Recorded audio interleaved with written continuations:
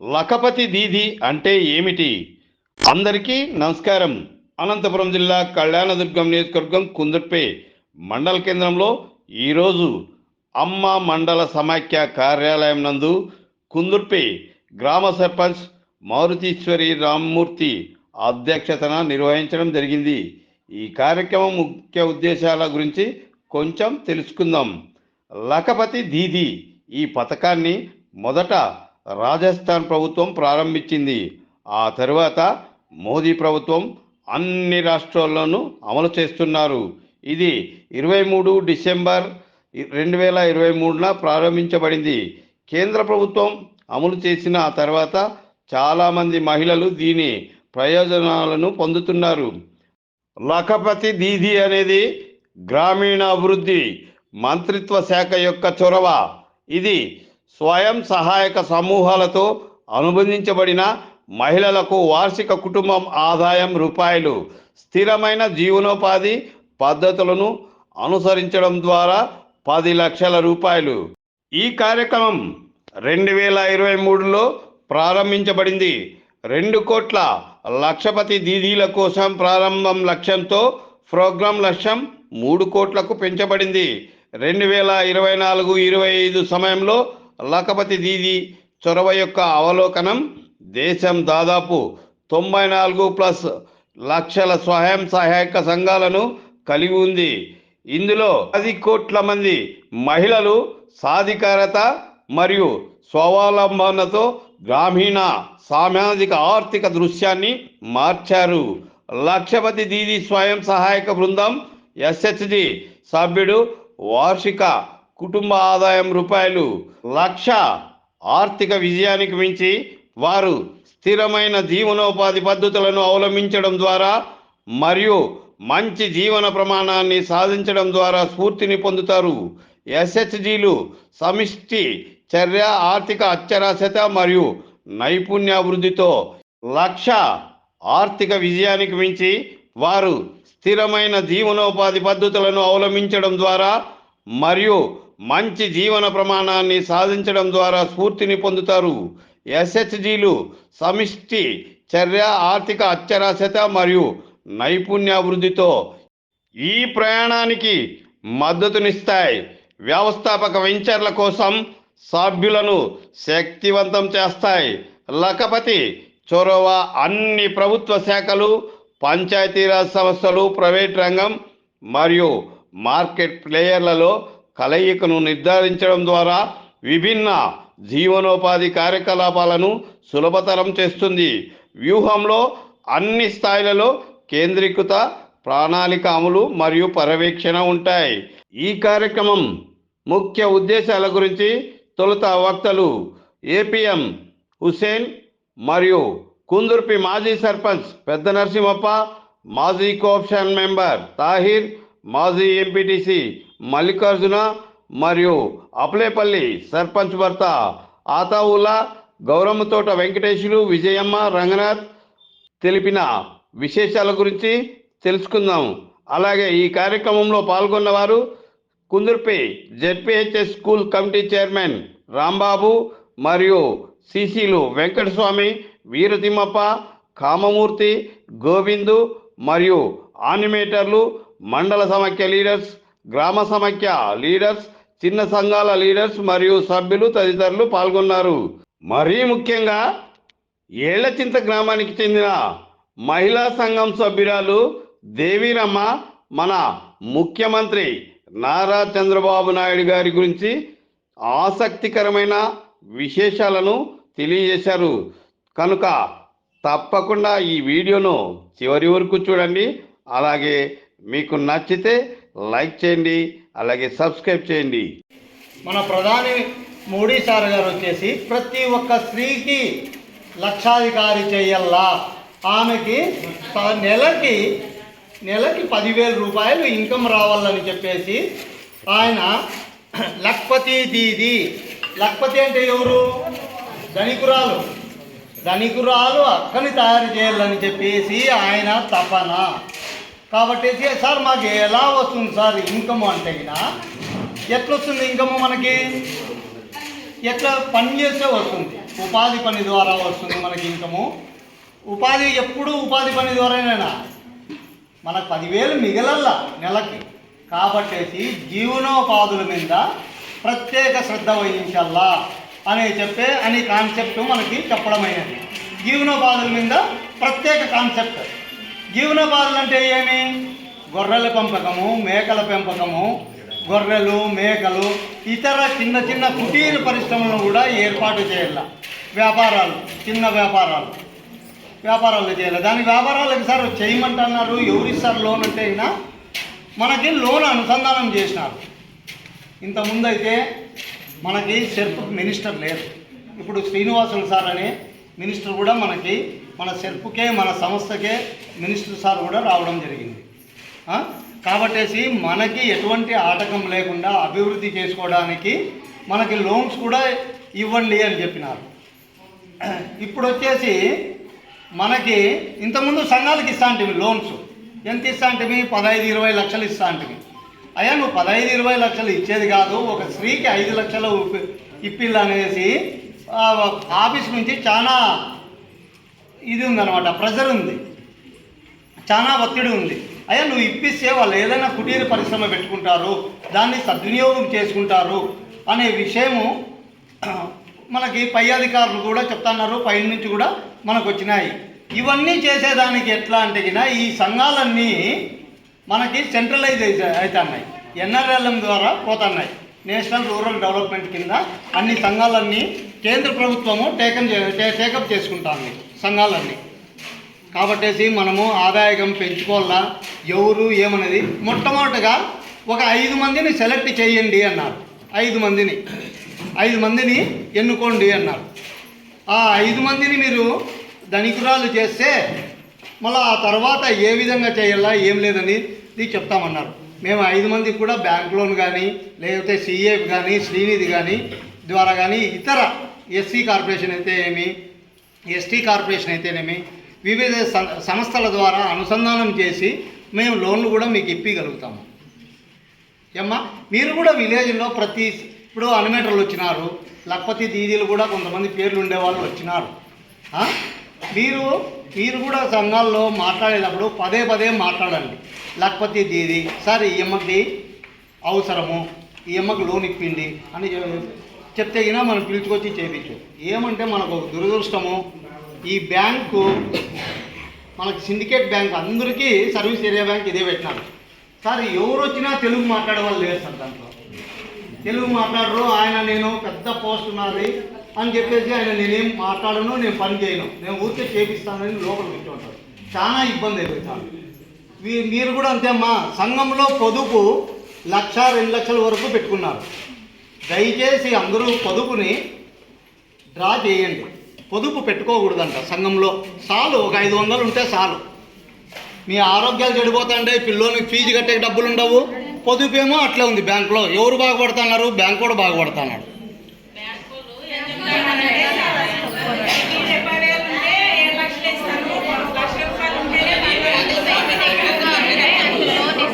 మనం లోన్ తీసుకొని వెళ్తే నీకు 50,000 పొదుపు ఉందంటే 5 లక్షలు ఇస్తాను, 70,000 ఉందంటే 7 లక్షలు, నీకు కనీసం 10 లక్షల రూపాయలు పొదుపు ఉంటేనే 10 లక్షలకి అర్హతలు అవుతారు మీరు అని చెప్తున్నారు.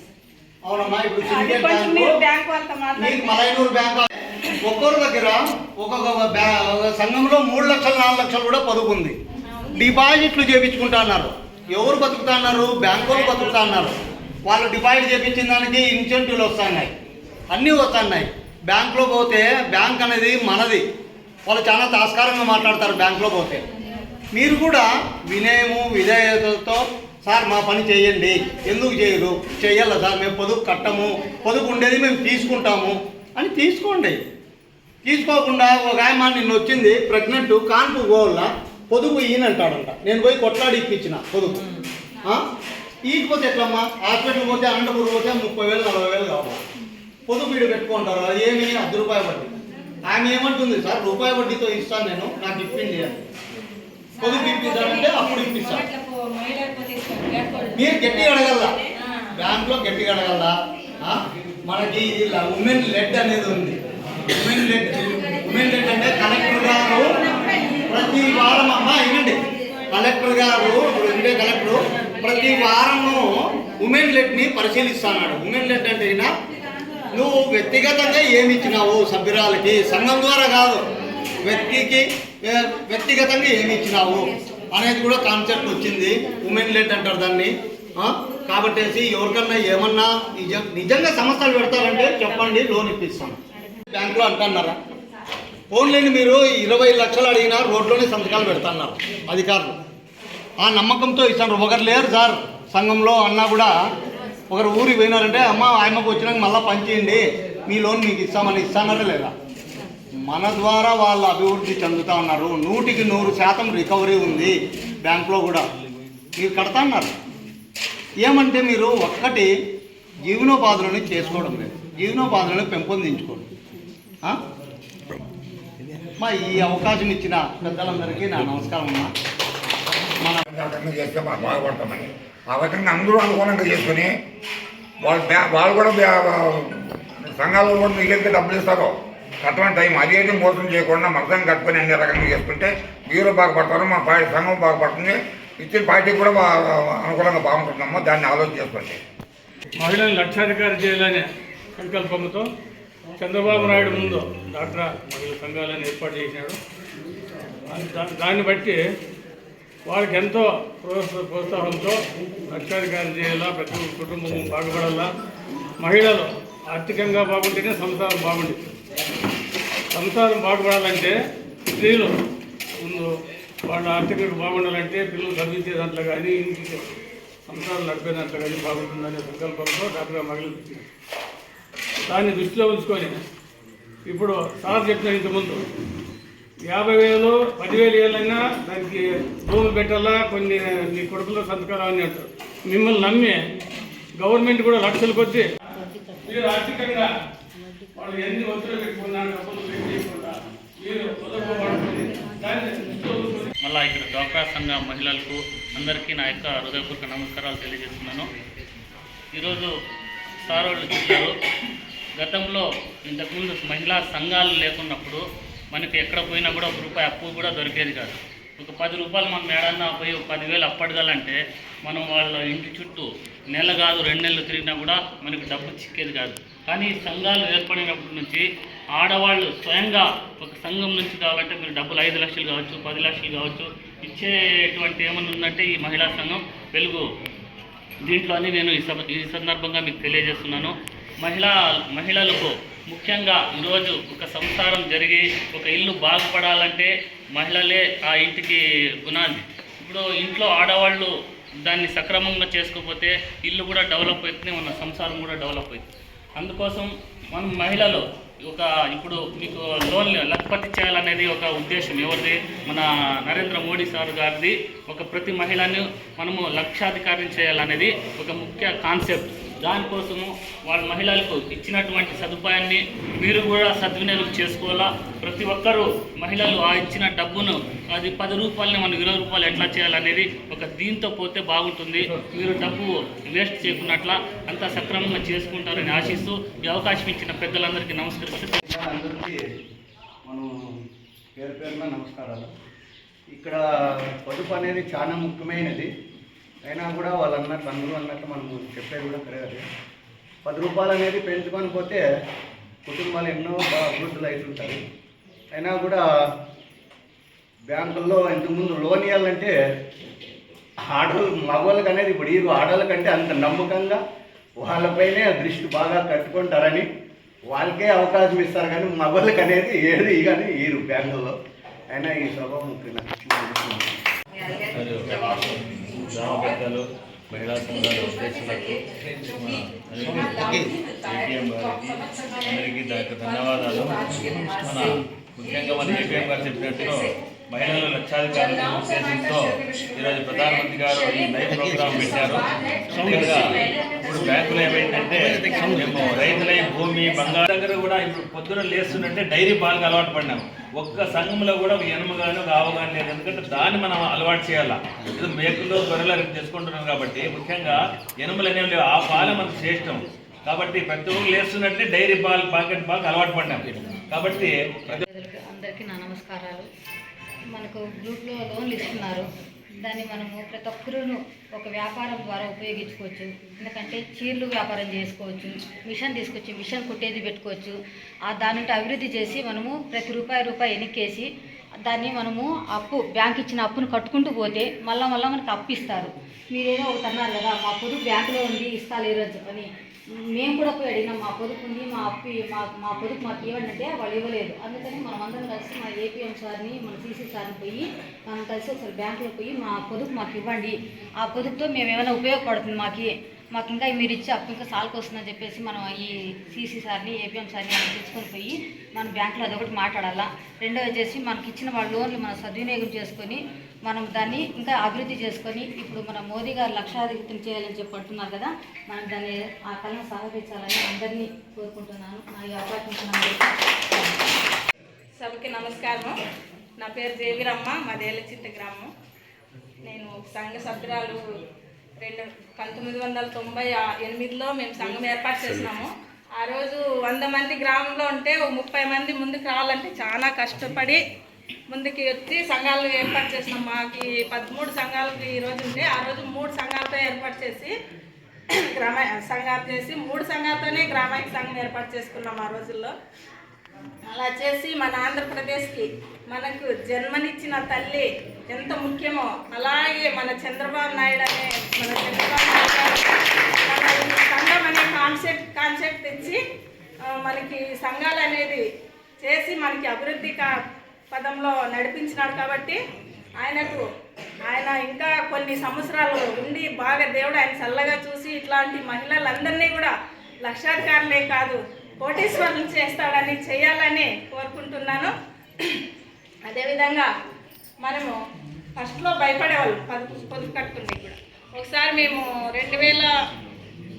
2010లోనే ఏమో ఒకసారి ఎన్ఆర్ఎల్ఎం షెర్ప్ ద్వారా మీటింగ్ పెట్టుకున్నాం అనంతపురంలో. పెట్టుకుంటే అక్కడ విశాఖపట్నం నుంచి అనురాధ అని మనకి కలెక్టర్ మేడం వచ్చింది. అక్కడ మన మీటింగ్లో అటెండ్ అయింది. ఆ రోజు ఏం చెప్పినారా మేడం గారు అంటే, ఒక్క గ్రామానికి ఒక్క మహిళ మార్పు వస్తే మన రాష్ట్రం మొత్తం, మన భారతదేశం మొత్తం మార్పు వస్తుంది అని మేడం ఏదో చెప్తాందిలే, ఒక మహిళ మారితే భారతదేశం అంతా ఎట్లా మారుతుంది అని నేను ఆ రోజు అనుకున్నా. ఆ విధంగా మనం ఈరోజు సంఘాల్లో ఎదిగి మన ఆంధ్రప్రదేశ్లో మెయిన్ ఇంపార్టెంట్ ఎక్కడా లేకుండా మన ఆంధ్రప్రదేశ్ మాత్రమే మన చంద్రబాబు నాయుడు గారు సంఘాలు చేసి అభివృద్ధి పదంలో నడిపించారు. ఇది ఎలా సాధ్యమైందని వాళ్ళు అక్కడ మాట్లాడుకొని ఢిల్లీలో అన్ని రాష్ట్రాలకి కూడా పెట్టి 2012లో బంగపై మాలాంటి వాళ్ళని హిందీ ట్రైనింగ్ ఇచ్చినారు. మేము 4.5 నెలలు హిందీ ట్రైనింగ్ నేర్చుకున్నాము. ఓనావర్త నుంచి నేర్చుకొని అప్పుడు బంగపోతే కూడా రాలేదు. ఈరోజు ఆ మీటింగ్ అక్కడ టీవీలో వాళ్ళు హిందీ వాళ్ళు మాట్లాడుతున్నారంటే మేము పెట్టిన భిక్ష. వాళ్ళు అక్కడ సంఘం అంటే తెలియదు వాళ్ళకు.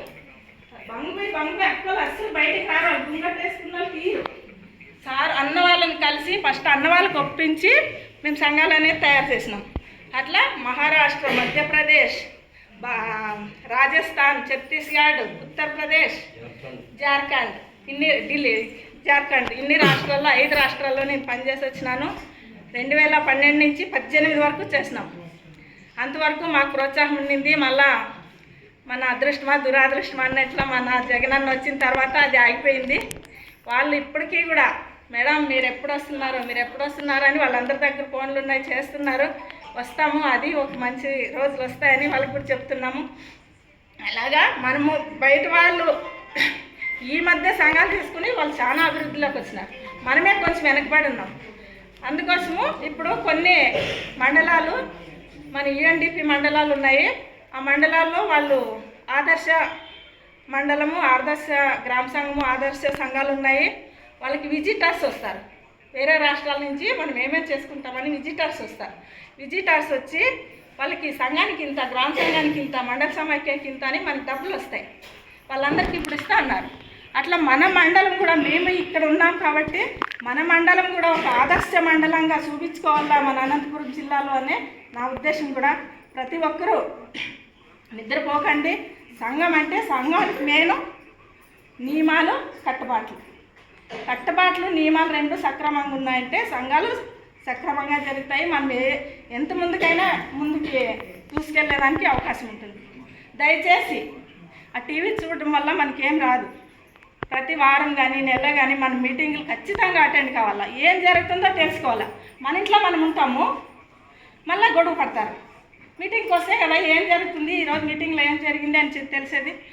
మండల సమైక్య మీటింగ్కి వస్తారు గ్రామైక సంఘం లీడర్లు. వచ్చిన తర్వాత వెంటనే మీటింగ్ పెట్టుకోవాలి గ్రామంలో, ఇక్కడ ఏం జరిగిందో అక్కడ తెలియజేయాల. ఆ సభ్యులు సంఘం లీడర్ వచ్చింటారు కదా, వాళ్ళు వెళ్ళి సంఘ సభ్యుల దగ్గర ఎక్స్ప్లెయిన్ చేయాల. అట్లా చేసుకుంటూ మనం ముందుకెళ్తే ఇంకా చాలామంది ఎదిగేదానికి అవకాశం ఉంది. అట్లా మనమంతా కూడా లక్షాధికారులే కాదు కోటేశ్వరులు కావాలని నమ్ముతూ నేను ఆ రోజు ఒక పేద మహిళ, సాధారణ మహిళ, నేను అంత దూరం వెళ్ళి ఈరోజు నాకే గర్వంగా ఉంది. నేనే నాన్నట్టుంది. నేను విమానంలో ప్రయాణం చేస్తున్నాను, ట్రైన్లో ఎన్నోసార్లు ప్రయాణం అట్లా చేసి ఈరోజు నా 3 బిడ్డలకి కూడా మంచి చదువులు ఇచ్చి 3 బిడ్డలకు మంచి పెళ్ళిళ్ళు చేసి ఇచ్చినాను. ఒక సినిమా డైరెక్టర్కి ఇచ్చిన, ఒక ఎంప్లాయీ కరెంట్ ఆఫీసర్కి ఒక ముగామిని ఇచ్చిన, మంచి మంచి ఉద్యోగస్తులకి ఇచ్చి నా బిడ్డలు చాలా సక్రమంగా ఉన్నారు. అలా నేను ఎదుగుతానని నేను అనుకోలేదు. అట్లా ప్రతి ఒక్క అక్క, ప్రతి ఒక్క మహిళ కూడా నాలాగే ఎదుగుతారని కోరుకుంటూ మళ్ళా మీటింగ్లో మాట్లాడుతున్నాము. అవకాశం ఇచ్చిన వాళ్ళకి మాట్లాడుతున్నానంటే ఈ మండల సమైక్యం మళ్ళీ మరి బాగా జరుపుకునేదానికి అవకాశం ఉంటుంది. ఊరు మధ్యలో ఉంది సార్ స్థలము, 45 సెంట్లు ఉంది. కరెంట్ ఆఫీస్ దగ్గర మన సార్ వాళ్ళు నేను మన అధికారులు కూడా ఏపీఎం సార్ అయితేనేమి, సిసి సార్ వాళ్ళు అయితేనేమి, ఈరోజు ఆదివారం అయినా కూడా వాళ్ళు పనులు పక్కన పెట్టి మన కోసం కష్టపడుతున్నారంటే వాళ్ళందరికీ మనందరి తరఫున, మన మహిళా సంఘాలందరి తరఫున వాళ్ళందరికీ ఒకసారి ధన్యవాదాలు తెలియజేస్తాను.